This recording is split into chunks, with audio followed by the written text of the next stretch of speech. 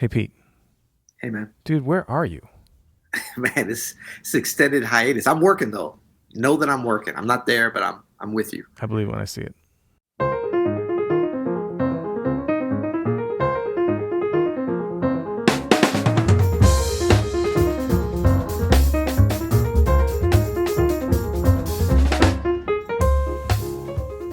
I'm Adam Maness. I'm Peter Martin. You're listening to the You'll Hear It podcast. Daily jazz advice coming at you from anywhere in the world. It doesn't matter. We're there for you. It doesn't matter. It doesn't matter with this. Yeah. We've found a way to make this happen. So you're still in DC, right? Yep, still in DC. I'm actually inside the Kennedy Center. Folks can see me here. I'm repping every day. Open studio. Not the same shirt. I would have gotten in trouble for that. But no, here at the Kennedy Center, we're having such a great time. Still doing the honoring, lifting up Betty Carter and her great principals with some wonderful young students and getting in some performances and everything. So how many students are at this thing? How many students you got there? 24. 24? 24. That's a lot of young minds that you could mess up, man. Yeah. No, it's good. I really enjoy it. I'm very encouraged. I know today's episode is not the future of jazz, but it is about, it's kind of controversial, but I'm very encouraged for the future of jazz based upon these 24 young people. I'm super inspired. Oh, that's great. Okay, so this is going to be kind of a fun episode. I have this title, and tell me what you think about this title as What is Jazz? Because I think that's really what the heart of this conversation is. It could also be about getting dogmatic, or just, we could call it Branford's going to Branford. It could also be called WTF Branford ? So this is all about what was this? What magazine was this out of? Is it JazzTimes? I think it's down. Yeah, JazzTimes. JazzTimes. Yeah. Jazz is. What is this? 95. I want my Smooth Jazz magazine back. Yeah. 95 call. Well, and I haven't. Have you read the actual article? I just read it this morning when you said, "Hey, I want to talk about this thing that's been going around." And actually, I've pulled out a bunch of quotes that I think are really good quotes. That's not about what we wanted to talk about originally, but the crux of this episode is, okay, people have been sharing this around jazz social media, which is about 50 people. Let's be honest. Right. It's not exactly like CNN has quite picked up on this yet. No, or will they ever? You know what I mean? But so JazzTimes does this interview with Branford Marsalis, and the interviewer starts talking about his career with Sting and talks about his dad a little bit, Ellis Marsalis, of course, and then goes to your two albums in the 90s with the band Buckshot LaFunk, mixing jazz, pop, and DJ culture, got a mixed reception. What's your take on artists like Robert Glasper and Kamasi Washington, who are now working at the crossroads of jazz and hip-hop? I think that's a perfectly legit question.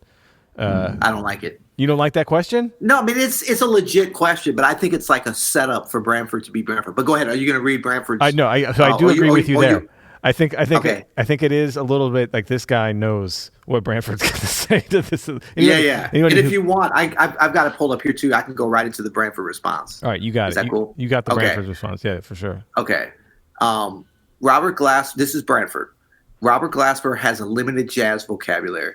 And that's not anything he would say is not true. Yeah. Okay, that's the WTF part, but we'll come back to that. We'll come back. I think it's in his best interest to do that. Kamasi is not a jazz player either.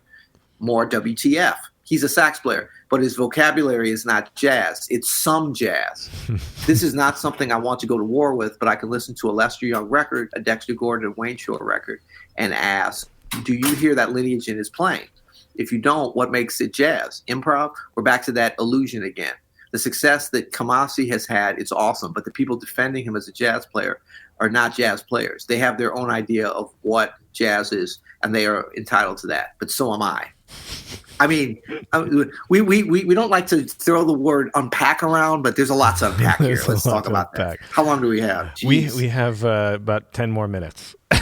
Okay. Well, let me just say this first, because I think, as much as he talked about Kamasi and Branford, obviously is a saxophone player as Kamasi is, that's a big thing. But to me, because he started out, and it's so inflammatory, I think, what he said about Robert Glasper.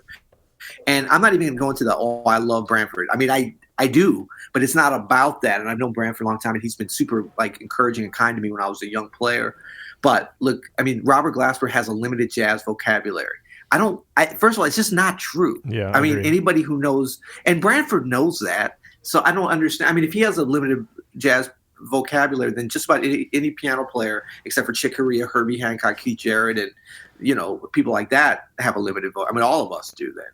And who is Branford to say that? And then I don't like this part, really. I mean, because look, Branford's entitled to his opinion. That's fine. You think he has a limited, that's fine. Maybe your definition is different. But I don't like this part. And that's not anything he would say is not true. Because that implies some sort of like tacit approval by Robert Glasper, by Rob, to be like they were talking right before the interview or something. Rob would say the same thing because I was just talking to him. Right. And so that puts Rob on the defensive. And that's, I mean, I actually saw this because of Robert's Instagram post about this, and he was kind of hurt about it as he should be, but it sort of forced him to have to come and defend himself, because doesn't that, I mean, to me it sounds like Branford is speaking for him, and I mean, the whole premise of it's bad. Yeah, I missed Robert Glasper's Instagram post about this. I got to check that out. I mean, I can let me just say a little bit of it, because I think that'll frame things well, sure. And then we won't have to speak for him. Robert says it's, and I think this was very poignant and elegant and eloquent.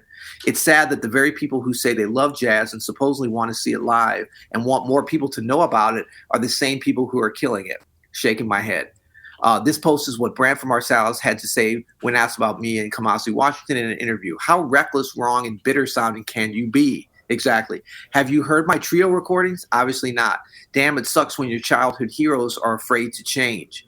Luckily, the people who were and are the true capitalized gatekeepers of this music don't and didn't have that same narrow mindset. I love that narrow mindset. That kind of nailed it. I have a lot of respect for Branford, but this whole "that's not jazz" is whack and totally killing the music, and kills the dreams of young players who want to have a place in this music and want to expand it. No other genre of music has had to deal with dumb bleep like this on this level. Hence why jazz in the state it's in now. And then he goes on and on. Yeah, I direct you to read the rest of his response. I won't go through all of it here, but that's sort of the gist of it. But I mean, the fact that Rob is, and look, this is not about respecting your elders. We're all part of this music, and Rob's not like a little kid out here, and Branford's not like a senior, motivator of the music or whatever. But I think he, the fact that he kind of needs to come and defend himself in that way for truly something that's I mean, like, really for just his playing and his right to be connected to the music the way he sees it. He's got all the jazz street cred. He can do whatever he wants, just like any of us. Yeah. And we certainly shouldn't be calling each other like we're some sort of, bitter 60s jazz critic or something. Yeah. Man, my take on this too, a little bit when I read anything like this, is like, I just don't care anymore. And I think a lot of people don't care about what is or isn't in the lineage of, I mean, now the lineage is so many branches of a huge tree for decades. Yeah. I mean, we're talking about decades and decades where it's split off of bebop. You know what I mean? Like, there's so much where people can draw from that it's like, well, what is it? It doesn't even matter. Is it good? That's all I care. Is it good? Does it connect with me? Is it something that turns my head? That's all I care about any of it. And so when I see, like, I just think this is so silly. And I do think that it's dying, this idea of these little boxes that we want to put things in, Yeah, and I mean, if you don't care and I don't care, I mean, the only reason I care is from the standpoint of defending, something that I see is kind of not an injustice. Oh yeah, no, I'm not saying I don't care about that. Like the environment.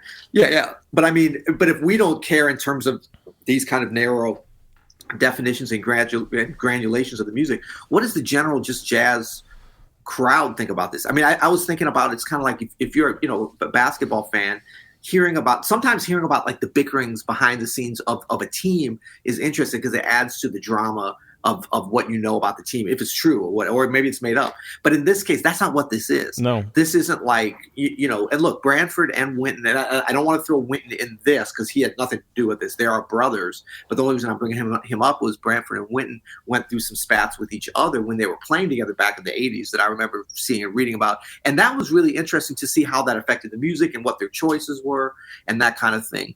But as far as I know, Branford and Robert Glasper haven't been playing together on the same team recently, and then had some musical differences that would be manifested in a way that a fan would actually find them, intriguing or interested. So I think your thing of like, you just don't care. So how about the average jazz fan? They really could care less about this kind of stuff. Oh man. And it just makes it makes the whole jazz community seem petty and small. It does, man. And I just read Rob's Instagram post, and he says, in no other kind of music do you have to deal with. The only one I can think of is like bluegrass. They get very dogmatic about what is and isn't real. You know what I mean? Like those kind of folk musics where it's like, oh, this is not real or not. Or Irish music has the same thing. Is this really?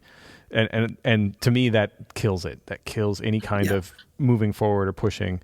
I mean, no one has to defend Robert Glasper and what he contributes to jazz. I mean, you could say that easily. There's no question. Yeah, and this throws it back into the whole thing. Like, it used to be this Kenny G jazz. I mean, it frames the thing in such a whack. I'm glad Rob used the term whack, because that's truly what this is, and we probably gave it more attention than it needed to. But we were also asked from our listeners to address this, so we are daily jazz advice. So we gotta weigh in on the controversy. We don't shy away from them. We may not care about them, but we don't shy away from them. Yeah, that's great. Right. All right. One. Right. Well, one other quote I'm pulling from this article that I really like. Yeah. That I thought would be kind of inspirational, which is like, this is a funny quote. He's talking about New Orleans and about jam sessions and about practicing. And he says, when I got to New York, I saw the jam sessions guys inviting people on stage and calling songs in keys they know people don't know. It's like the ultimate inside joke. Somebody did it to me. I walked off the stage. He said, go home and practice. And I said, why would I spend weeks of my life learning to play a song in a stupid key so I can trick somebody up on a bandstand? Life's too short. I like that. I like that side of Branford. Yeah, wow, you really Mr. Positive here, Adam. I like that. making lemonade out of lemons, my friend. I'm just saying, people are complicated. No, absolutely. And look, I mean, Branford this doesn't take away from him being a brilliant saxophonist, one of my favorites of all time. So I'm very much like, whatever chip on my shoulder I have right now, I always got to give it up for that. But even more so, don't wade into these waters in an ignorant way, I think. Yeah, like, agreed. What he's saying. Anyway, I've said enough. Let me just say one more little comment I see, because a bunch of fantastic musicians, Nicholas Payton, Corey Henry, Sean Jones. I haven't even looked deep into this. I'm just seeing on the comments on the Instagram post of Robert Glasper weighed in, but I'll just highlight one, which is from Jeffrey Keyser. I got your back, Robert. Anyone who's heard you play trio can hear a direct lineage to Mulgrew, Herbie, and everybody that came before them. I mean, that's the bottom line. Yep. So you're telling one badass piano player about another badass piano player, referencing some other badass piano player. So true, man. Bam. Yeah. There you go.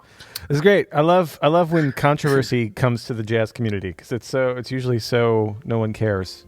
It's so nerdy, man. It's just so petty and nerdy. I got pulled right into it. You were probably just smiling there above the fray, man. Getting your lemonade ready, getting your sugar ready to add the lemons, man. It's all good. It's all good. Well, do we have an ultimate tip today? Stay off social media. Yeah. The ultimate tip. I don't know. That's awesome, dude. No, I think too, there's a whole nother thing of like, is this, look, a lot of this is marketing. We're talking about Branford, publicity, all that kind of stuff. We're talking about jazz, and the old school way of looking about this is like all publicity is good publicity, but we can also frame it in a way that's just petty and negative. So there you go. Yeah. Well, until tomorrow. You'll hear it.